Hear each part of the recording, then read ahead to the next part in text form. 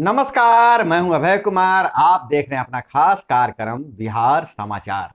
बिहार समाचार में खबरें बिहार की, बातें बिहार की, देश दुनिया की तमाम खबरें जो आपको जानना जरूरी है। बिहार समाचार में हम खबर लेते हैं सत्ता के गलियारों से, पंचायत के गलियों से और गांव के चौपालों से, जो कहीं न कहीं आपको जानना जरूरी है, आपको प्रभावित करता है। तो बिहार समाचार में हम पहली खबर ले रहे हैं कि बिहार के नए डीजीपी होंगे राजविंदर सिंह भट्टी। जी हाँ, वही राजविंदर सिंह जिन्होंने महिला सब इंस्पेक्टर से शहाबुद्दीन को गिरफ्तार करवाया था। बहुत ही दिलचस्प वाकया है, जब शहाबुद्दीन की तूती बोलती थी और वो सांसद थे, तो गुपचुप तरीके से राजविंदर सिंह भट्टी ने एसआईटी बनाया था और उन्होंने तय किया था कि महिला सब इंस्पेक्टर गौरी कुमारी से शहाबुद्दीन को गिरफ्तार करवाएंगे। अंततः दिल्ली से उनके घर से धर दबोचा था, शहाबुद्दीन को गिरफ्तार करवाया था, तब से वो चर्चा में आए थे। ऐसे कई नाम थे बिहार के डीजीपी के, लेकिन केंद्र ने 3 नामों पर मुहर लगाई थी, जिसमें नीतीश कुमार ने राजविंदर सिंह भट्टी को चुना और राज्य ने डीजीपी पद के लिए अधिकारियों की सूची केंद्र को भेजी थी, जिसमें से कई नाम थे। केंद्र ने 3 नामों की सूची राज्य को मिली थी। सीएम ने भट्टी पर लगाई मुहर। डीजी प्रशिक्षण आलोक भी थे रेस में। बिशप एक्ट बनाने वाले की में अहम भूमिका थी। तो इस तरह से राज्य के नए डीजीपी राजविंदर सिंह भट्टी राज्य के नए पुलिस महानिदेशक यानी डीजीपी बन गए। अब इनके ऊपर सबसे बड़ी जिम्मेवारी है शराब माफियाओं पर रोक लगाना, क्योंकि राज्य सरकार की किरकिरी हो रही है शराब कांड के कारण। और इधर अगर हम बात करें नगर निकाय चुनाव में, तो इस बार महिला वोटरों ने बाजी मारी है और हालांकि 5% ओवरऑल कम वोटिंग हुई है, लेकिन महिला वोटर पुरुष वोटर से आगे अधिक मतदान किया। इस बार 60% लगभग अगर हम बात करें तो 59.62% लोगों ने वोट डाले हैं। और इधर अगर हम बात करें तो बहुत शांतिपूर्ण तरीके से मतदान संपन्न हो गया नगर निकाय चुनाव का, और सभी का भाग्य ईवीएम में कैद हो गया है। और बेगूसराय में बूढ़ी गंडक नदी का पुल ध्वस्त, 4 दिन पहले आई थी दरार। 2 से 3 नंबर पाए के बीच गाटर सहित स्लैब नदी में समा गया है। और वहीं 7 राज्यों के अफसर बोले हैं, देखिए घूसखोरी क्यों है, रिश्वतखोरी क्यों है, तो 7 राज्यों के अफसर बोले कि कहीं हमें पनिशमेंट पोस्ट नहीं मिल जाए, इसलिए घूस लेते हैं। महकमे में कई ऐसे पोस्ट होते हैं जहां कोई गुंजाइश काम करने का नहीं होता है, जिसे पनिशमेंट पोस्ट कहा जाता है। लेकिन कलेक्टर बनना, एसपी बनना, इस सब को माना जाता है कि मलाईदार पोस्ट है, लेकिन ईमानदार अफसरों को पनिशमेंट पोस्ट पर ढकेल दिया जाता है और जो घूस लेते हैं उन्हें कलेक्टर बनाया जाता है, एसपी बनाया जाता है। इसलिए बहुत सारे अधिकारी जो हैं सो ईमानदार अधिकारी भी घूस लेना शुरू कर देते हैं। यह चौंकाने वाला रिसर्च है जो एक अखबार ने किया है, मैंने नहीं कहा है। और 7 राज्यों के अफसर स्वीकार किया है कि पनिशमेंट पोस्ट न मिले, इसलिए घूस लेने की सोच रहे हैं। सिस्टम लचर है, सख्त कानून फिर भी अंजाम तक नहीं पहुंचा पाते हैं। घूस लेते पकड़े गए भी तो सजा कम मिलेगी। पनिशमेंट पोस्ट से बढ़िया है कि घूस लेते ही पकड़े जाएं। और इधर बात करें तो सारण शराब कांड में हालांकि राजद के एक विधायक ने दावा किया है या बोला है कि 100 से अधिक लोग मरे हैं। राज्य सरकार 38 लोगों की मृत्यु की पुष्टि कर रही है, जबकि मीडिया रिपोर्टों के अनुसार 77 लोगों की मौत हुई है। और वहीं इसमें अब तक जो कार्रवाई हुई है, 45 लोगों का नेटवर्क संभाल रहा था धंधा। पैसा लगाने वाले वसूलते थे मनमाना सूद।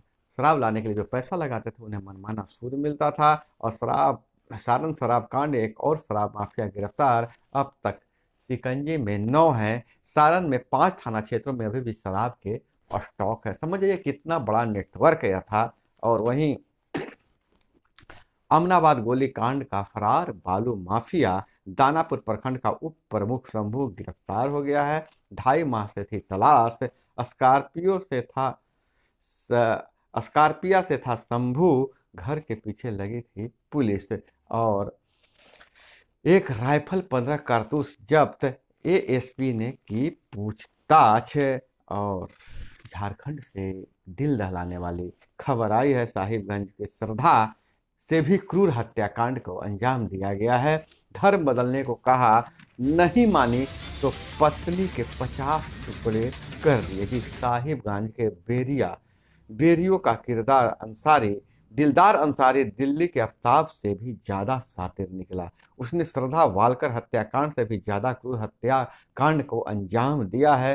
पहले से शादीशुदा दिलदार, जो 25 वर्ष का था, ने आदिम जनजाति समुदाय की युवती रूबिका पहाड़िया, 23 वर्ष की थी, को प्रेम के जाल में फंसाया, उससे शादी किया और उसके बाद उस पर धर्म परिवर्तन करने का दबाव बनाने लगा। जब वह नहीं माने तो उसकी हत्या कर दिया गला दबाकर, और उसके शव को 50 टुकड़े कर दिए। तो धर्म नहीं बदलने के कारण अपनी ही पत्नी को 50 टुकड़े कर दिए। और इधर निगम चुनाव के कारण बिहार की भारत जोड़ो यात्रा 28 के बदले 5 जनवरी को हुई। कांग्रेस की भारत जोड़ो यात्रा चल रही है, बिहार में निकाय चुनाव के कारण 28 के बदले 5 जनवरी को होगी। सीएम से मिले कांग्रेस प्रदेश अध्यक्ष अखिलेश। और 12 जिलों में अशुद्ध पानी, विभाग अब 5 स्तरों पर करेगा पेयजल की जांच। पीएचईडी ने बिहार के सभी हिस्से में शुद्ध पेयजल का किया है दावा, पर अभी भी 1 दर्जन जिलों में पानी अशुद्ध है। हालांकि इस पर विभाग 5 स्तरों से जांच करेगा। पंप ऑपरेटर को वैज्ञानिक व जेई करेंगे प्रशिक्षित। आपको पता है कि हर वार्डों में नल जल योजना चल रही है। लोग बोरिंग करके नल जल योजना से पानी ऊपर चढ़ा, लेकिन पानी पीने लायक है कि नहीं है, इसकी जांच नहीं हुई। जो जांच रिपोर्ट में जो पता चला है, 12 जिलों में, मात्र 12 जिलों की बात कर रहे हैं, 12 जिलों में पानी अशुद्ध है। अब उसे शुद्ध करने की प्रक्रिया शुरू की जाएगी। और इधर अगर हम बात करें पंचायतों से ही खबरों के, तो पंचायतों में विवाह का निबंधन का रिकॉर्ड सुरक्षित नहीं है। मात्र 16 साल से पंचायतों को विवाह निबंधन करने का जिम्मा दिया गया था। जिले के अधिकारी के लोग विवाह निबंधन के बारे में जागरूक नहीं कर पा रहे हैं, और ग्रामीण भी नियम के प्रति जागरूक कम है। हालांकि मुखिया जी भी रजिस्ट्रार की भूमिका में रहते हैं, वो भी जागरूक कम है। वहीं पंचायतों में विवाहों का निबंधन रिकॉर्ड सुरक्षित नहीं है, जिसके चलते निबंधन आवेदन अमान्य करार हो रहा है। मुखिया व वार्ड सदस्य आमतौर पर बहुत कम विवाहों का रजिस्ट्रेशन कर रहे हैं, जिनका निबंधन कर भी रहे हैं, उनमें से अधिकांश का रिकॉर्ड जिला निबंधन कार्यालय को नहीं भेजा जा रहा है। इस पर जागरूक करने की जरूरत है। आम लोग विवाह निबंधन की अहमियत को नहीं समझ पाते हैं। गांव या शहरी क्षेत्र के जब किसी आवश्यक कार्य कोर्ट में मामला लंबित स्थिति में ही विवाह निबंधन का मामला सामने आता है। विवाह निबंधन नियमावली लागू होने के बाद भी प्रभावी तरीके से अमली जामा नहीं पहुंचाया जा चुका है। जानकारों की माने तो प्रत्येक जिले की मैं बात कर रहा हूं, प्रत्येक वर्ष करीब 4 से 6 हजार विवाह होते हैं।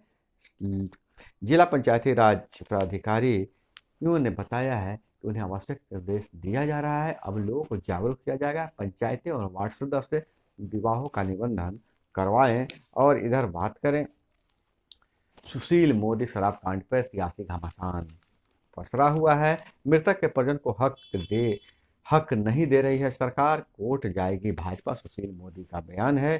थाने से गायब स्प्रिट से बनी जहरीली शराब, यह आरोप है सुशील मोदी का। वहीं सम्राट चौधरी बोले, पूर्व पंचायती राज मंत्री, सरकार बताए कि मुआवजा देना गलत है तो 2016 में क्यों दिया। कानून को लागू करना सरकार का काम है, विपक्ष का काम नहीं है। और वहीं पंचायती राज विभाग से अन्य खबरों पर नजर डाले तो वर्तमान पंचायती राज मंत्री की सुस्ती पर पूर्व पंचायती राज मंत्री ने सवाल उठाया है।